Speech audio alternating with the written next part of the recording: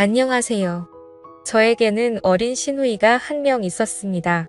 그 당시 21살 대학생이었죠.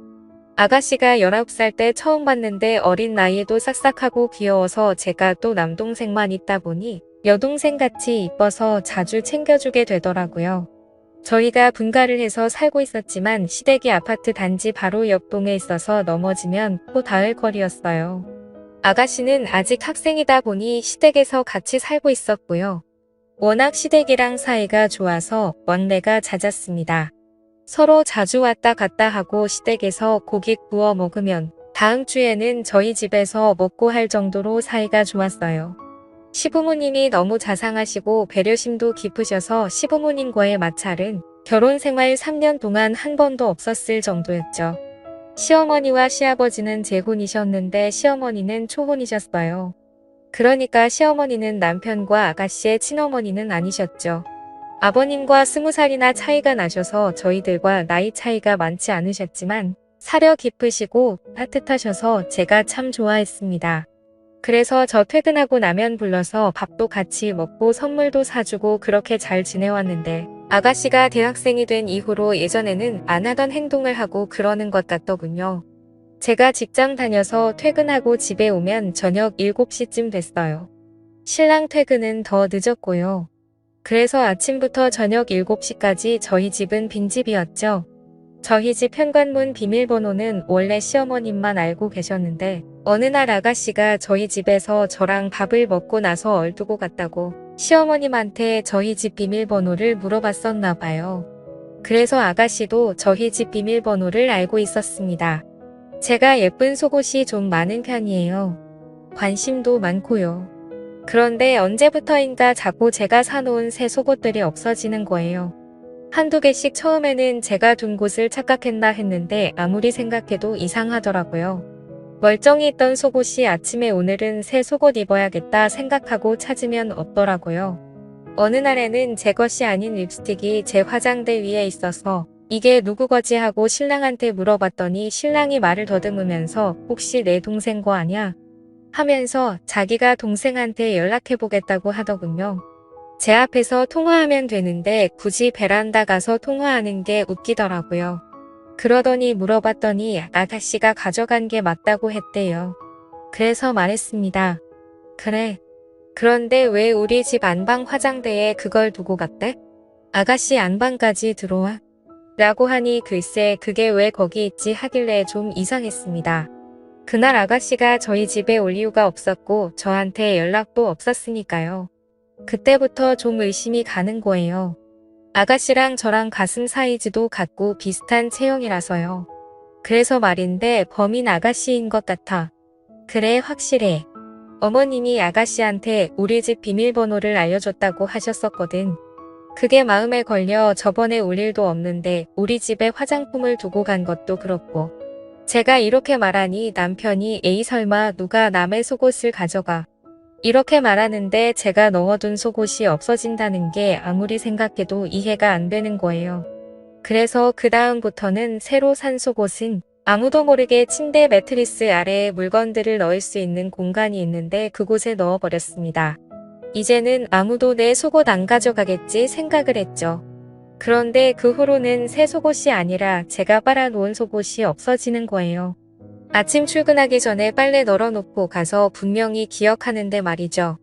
제가 여동생도 없고 없어질 이유는 아무리 생각해봐도 없는데 아가씨가 성인이 된 이후로 한두 개씩 없어지기 시작한 거 보면 아가씨인 것 같은데 심지는 있지만 확신이 없고 또 대놓고 물어보기도 이상한 것 같고 해서 어떻게 해야 할지를 모르겠더군요.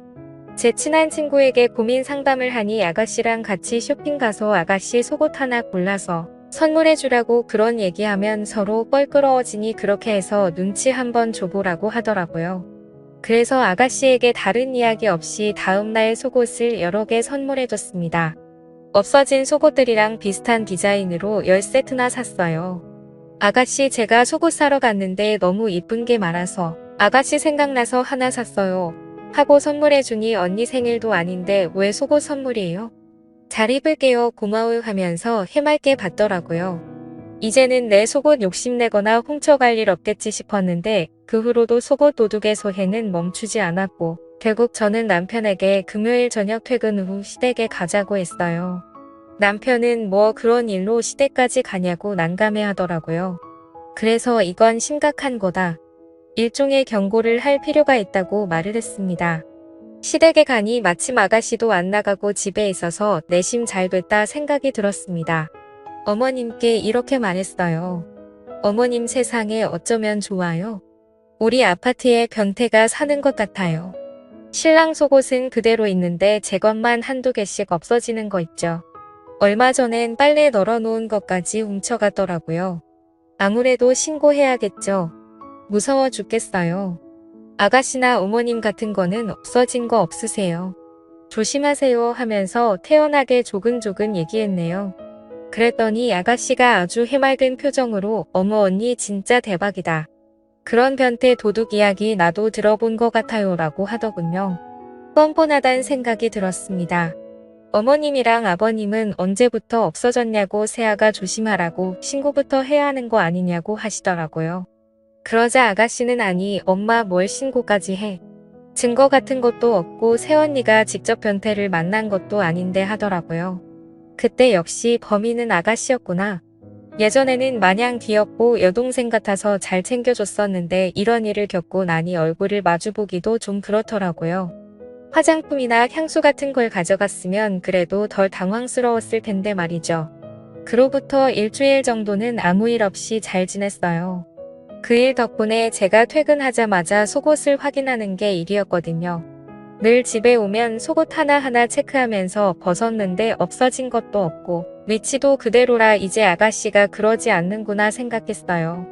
그때 시댁에 가서 말하길 잘했다 생각하고 있었죠. 그런데 그 다음 주말에 저 혼자 아기를 데리고 친정에서 하루 자고 밤늦게 우리 집에 도착했었거든요. 월요일 아침에 출근하려고 보니 화장대 화장품들의 위치가 어딘가 좀 낯설게 정돈되어 있는 거예요. 제가 기억력도 좋은 편에다가 정리도 칼같이 하거든요. 얼핏 보면 그대로인 것 같은데 한두 개 위치가 바뀌어 있더라고요. 좀 이상하다 생각하고 출근 준비를 하는데 느낌이 왠지 쎄한 거예요. 그래서 서랍장이랑 화장대를 잘 살펴보면서 혹시 없어진 게 없나 하고 보는데 서랍에 있던 향수 하나랑 얼마 전에 구입한 섀도우가 없어졌더군요. 이전에도 이런 일도 있고 해서 아가씨가 의심이 됐어요. 아가씨가 가져간 향수는 아가씨 나이대에는 전혀 안 어울리는 향이었는데 그걸 왜 가져갔을까 싶기도 했지만요. 진짜 머리가 하루 종일 아프더군요. 혹시 이번에는 화장품을 선물해 줄까 싶어서 일부러 그런 건 아닐까 하는 생각마저도 들었어요. 철없는 아이라지만 이건 더 이상 제가 이해하고 넘길 수 있는 문제가 아닌 것 같더라고요. 친언니 거 가져가는 것도 아니고 피 하나 안 섞인 새언니인데 아무도 없는 저희 집에 와서 제 화장대에 앉아서 이것저것 발라보고 만져보고 그것도 모자라 가져가기까지 하고 상상만 해도 소름이 끼쳤어요.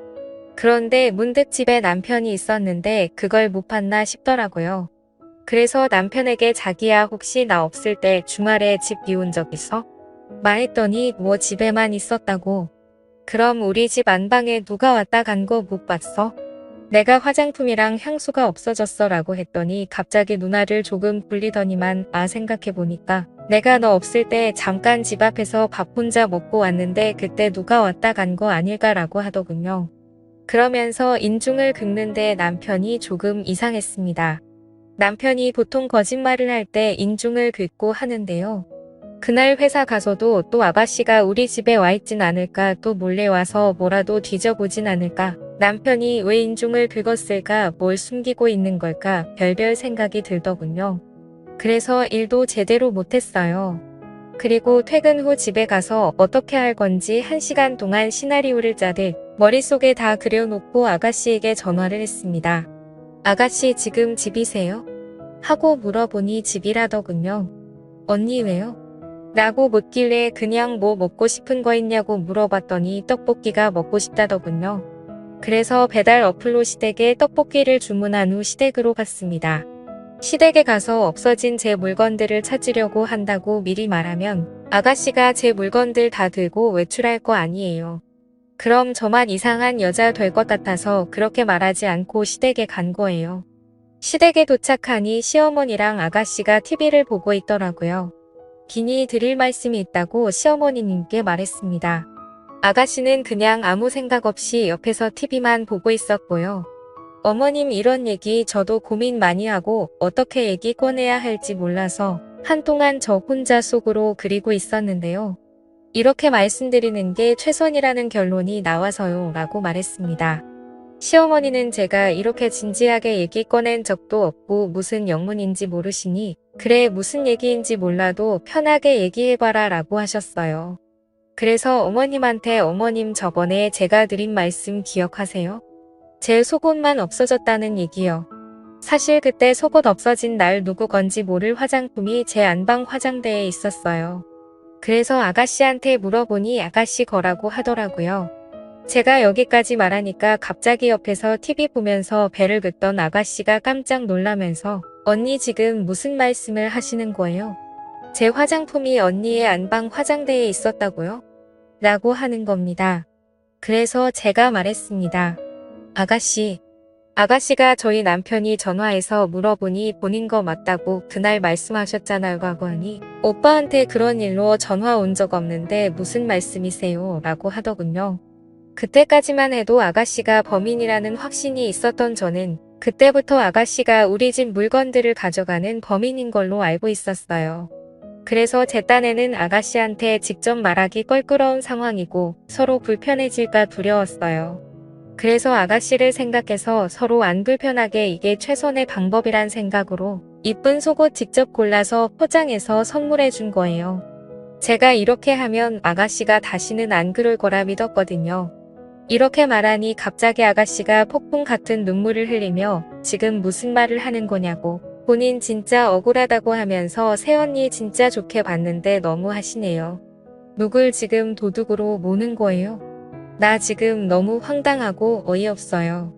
엄마, 언니 말 믿는 거 아니지? 오빠 데려오세요. 오빠가 그랬다고요? 저 안 그랬어요. 저 진짜 억울해요. 라고 말하면서 난리를 피웠습니다. 이때 아가씨의 행동이 어이가 없더라고요. 얼마 전까지만 해도 이쁘고 마냥 착했던 시누이가 아니더군요. 그동안 내가 얼마나 바보같이 행동했으면 이렇게 나올까 싶고요.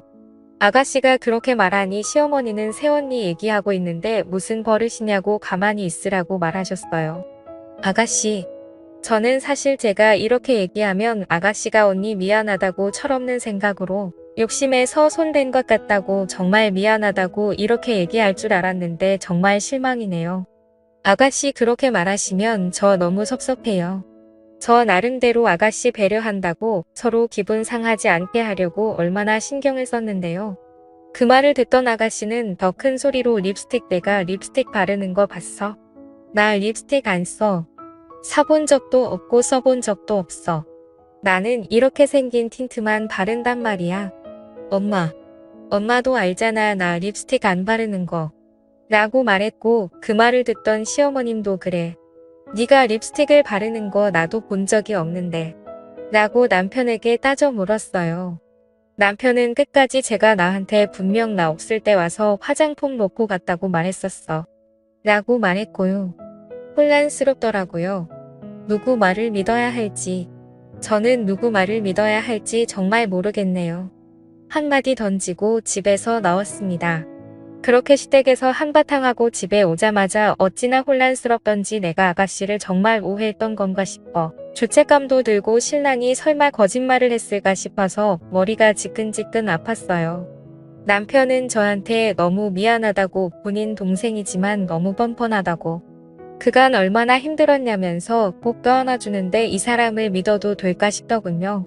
순간 화장품이 없어졌던 그날 남편이 분명 집에만 있었다고 했다가 아다시 이야기를 하니 집을 비웠었다고 말을 바꾼 게 생각이 나서 찝찝했어요. 당장 번호를 바꾸려다가 뭔가 제대로 증거를 잡아야겠다 싶더라고요. 누가 범인인지 누가 거짓말을 하고 있는지 꼭 알아야겠다는 생각이 들었습니다. 그래서 남편 몰래 안방에 CCTV를 달았습니다. 검색해보니 쿠팡에서 5만 원도 안 되는 가격에 좋은 카메라를 팔더라고요. 당일 배송도 되고요. 다음 날 총 2개를 구입해서 안방에 1개 그리고 거실에 한 개를 설치한 후 보이지 않게 다른 물건들 사이에 숨겨놨어요. 혹시나 눈치챌까 싶어서 남편 동태를 살폈는데 전혀 모르는 눈치더라고요. 며칠 뒤 어머님이 오셔서 단둘이 얘기를 했는데 저한테 당신이 자식 교육 잘못시켰다며 미안하다 하시더라고요. 아들놈이 거짓말을 했는지 딸애가 거짓말을 했는지 모르겠지만 어쨌든 본인 자식 때문에 마음 고생시켜서 미안하다고 많이 화나고 속상했을 텐데 마음 좀 풀렸냐고 다독여 주시더군요. 그러면서 누가 잘못했던 이번 한 번만 본인 얼굴 봐서 용서해달라고 하시더군요. 다 이유가 있지 않겠냐면서요. 그때 본인 친자식들도 아닌데 이렇게까지 숙여서 말씀하시는 어머님이 참 대단하다 생각이 들더라고요. 저는 네. 라고 대답은 하면서도 어림없지라는 생각을 했어요. 어떻게 그냥 덮고 넘어가나요? 이리도 찝찝한데 카메라를 설치한 후 저는 거의 핸드폰 중독자처럼 핸드폰에 설치해 놓은 CCTV 어플만 바라보며 지냈습니다. 제가 생각해도 제 자신이 너무 웃겼어요. 심지어 남편과 밤에 안방에 둘이 누워 있는데도 남편 몰래 그 화면을 볼 정도로 중독이 되어 있더라고요. 요즘 CCTV는 기능이 정말 많은데 소리나 움직임을 감지해서 문자를 보내주기도 하고 사람은 아무것도 보지 못하는 어두운 방 안을 환하게 감지해서 보여주기도 해요. 또 소리도 생생하게 들리고 제가 마이크로 소리를 전달할 수도 있더군요. 이제 범인을 잡는 건 시간 문제다 싶었네요. 그런데 일주일이 지나도 2주가 지나도 주말에 제가 친정에 간다며 아이를 데리고 집을 비워도 아무 일도 일어나지 않았습니다. 남편은 제가 친정에 가 있는 동안 정말 집에서 혼자 배달음식 시켜 먹고 자고 TV 보고 뒹굴거리기만 했고 아가씨는 코빼기도 보이지 않았어요.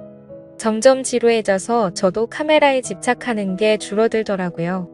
그리고 앞으로도 별일 없기를 속으로 얼마나 바랐는지 모릅니다.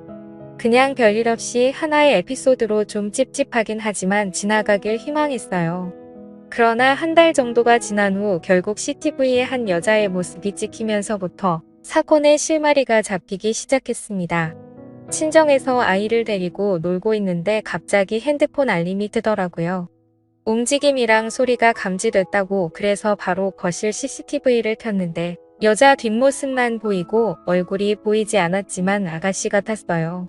그 여자가 안방으로 들어가길래 옳다구나 드디어 걸려들었네 하고 두근거리는 가슴으로 화면을 지켜봤습니다. 그런데 그 장면을 보고 너무나도 충격을 먹었습니다. 그 여자 얼굴이 보이는데 그 여자는 바로 우리 시어머니였습니다. 그 여자가 안방에 들어가 안방 침대에 누워있던 남편에게 다가가더군요. 남편이란 놈은 익숙하다는 듯 두 팔을 벌리며 그 여자를 안았고 차마 입에도 올리기 더러운 짓을 했습니다. 정말 꿈을 꾸는 줄 알았어요. 이게 말이 되는 상황입니까? 현실적으로 가당키나 하나요? 현실을 인정하기 힘들어서 제 뺨을 여러 번 꼬집어보고 때려봤습니다. 하지만 이건 현실이었어요. 둘의 대화는 가관이었어요. 자기야, 내가 물건 가져가지 말라고 했잖아. 그렇게 흔적을 남기면 언제가 들켜. 혜영이 얘 진짜 눈치 빠르단 말이야. 내가 얼마나 하루하루 살얼음 같은 줄 알아? 난 씻고 나서 새 속옷 아니면 안 입는 거 알잖아.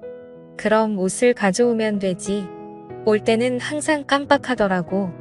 혜영이 왜 그렇게 눈치가 빨라. 진짜 내 방 뒤질까봐 얼마나 아찔했는지 몰라. 다행히 민정이 의심해서 다행이었지. 그리고 그게 꼭 혜영이 거는 아니잖아. 네가 더 많이 버니까 네가 사준 거나 다름없는 거고 그러니까 걔 거는 다 내 거 아니야? 참자기는 논리적이라니까. 이딴 말을 주고 받는데 정말 어이가 없더군요. 저는 마이크를 켜서 큰 소리로 그만해 라고 소리를 질렀어요. 어디선가 제 목소리가 나오는 걸 들었던지 그 두 인간감 놀라서는 주변을 두리번거리면서 바라보는데 진짜 우습더군요. 그리고 아가씨에게 방금 내가 본 장면 녹화한 일부를 카톡으로 보냈습니다. 아가씨 난리가 났더군요. 바로 언니네 집으로 갈게요. 언니도 오세요. 라고 하더니 아가씨보다 더 빨리 집에 달려갔습니다. 그러나 이미 우리가 도착했을 때는 집에 아무도 없었어요. 남편 놈한테 전화를 했어요. 어디냐고 당장 나오라고 그랬더니 카메라 설치한 거 다 확인했다고 말했습니다. 그러자 오히려 뻔뻔하게 그렇게 사람 의심해서 카메라까지 설치하니까 좋냐고 하면서 당신 그게 불법인 거 아냐면서 당당하게 소리를 지르더군요. 내 집에 내가 설치한 게 왜 불법이냐, 자꾸 도둑이 들어서 설치한 거니 문제없고 어머님이라고 불렀던 그 더러운 인간은 주거 침입으로 고소하고 너네 둘 다 상간 소송으로 위자료 제대로 뜯어낼 거라고 피해보상까지 각오하라고 했습니다. 옆에 있던 아가씨도 열받아서 오빠가 어떻게 나를 도둑으로까지 만들면서까지 이런 짓을 할 수 있어? 아줌마 내가 가만 안 둘 거라고 소리를 쳤고요. 그리고 신우가 바로 아버님께 전화해서 모든 상황을 알리니 도저히 믿지를 못하시더라고요. 그래서 아버님께도 제가 직접 카톡으로 영상 보내드렸습니다. 그 후 아버님 쓰러지시고 집안이 정말 풍비박산이 났네요. 이제 소송을 시작해야 하고 뭔가를 해야 하는데 진짜 이게 현실로 받아들여지지 않아서 너무 힘이 듭니다. 앞으로 어떻게 해야 할지 모르겠네요. 조언 부탁드립니다. 감사합니다.